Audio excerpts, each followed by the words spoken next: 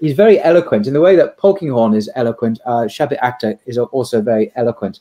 And I thought it'd be helpful, hopefully, just to quote some words from this book by Shabbat Akhtar when he contrasts the Quranic worldview with the scientific perspective. Now, he does it in a very interesting way, in a very kind of oppositional way, but ultimately it's in a way that I think is helpful for the believer, be they Muslim or even non-Muslim, actually, because I think a Christian could probably affirm what he's saying as well. I like it. If I may just read a bit from it, and obviously you're welcome to give your view on it.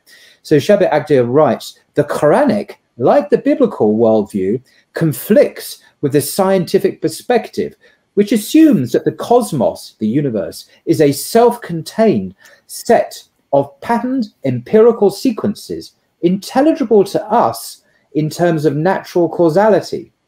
The spatial temporal continuum is subject to discoverable lawful regularity.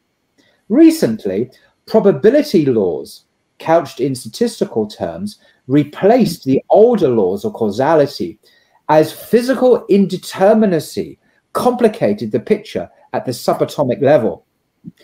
A metaphysic of events now supplants the older metaphysic of natural objects or substances uncomplicatedly locatable in three-dimensional space. But nature remains autonomous and self-sustaining. Islam posits an additional supernatural realm and denies the autonomy of nature. Directly, actively, and continuously, God sustains the world after creating it. He prevents the lowest heaven, our sky, from collapsing on sinful humanity, arranges the clouds, directs the winds that give rain and revive the dead earth, holds the birds poised in midair, and keeps the two seas separate.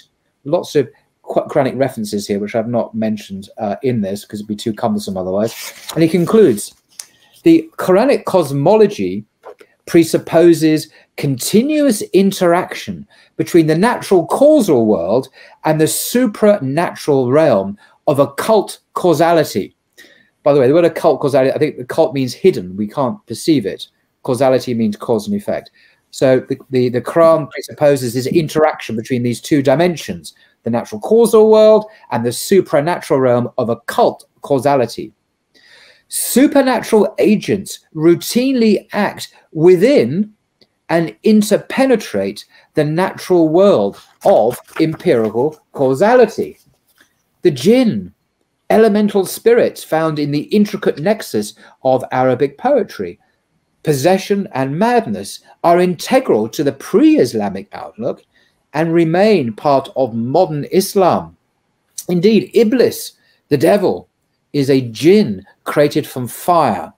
His arrogant free will, here we go, his arrogant free will led him to freely reject God's rule. So he's not an atheist, he won't submit. He is an actively malicious agent in human history. God too is active. He shapes the embryo in the womb as he pleases and removes the souls of sleepers at night so that each day is a fresh resurrection of the souls of those destined to live, are returned to life until an appointed hour.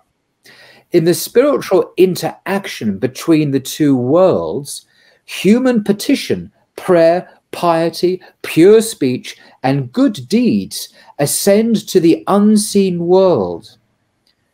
End quote. I could go on. It's just, he put that this picture is incompatible with modern science because he says that scientists feel obliged to reject on principle the possible existence of God, the devil, indeed all spirits, including those of the departed dead, the jinn, demons, angels, and other immaterial or incorporeal entities.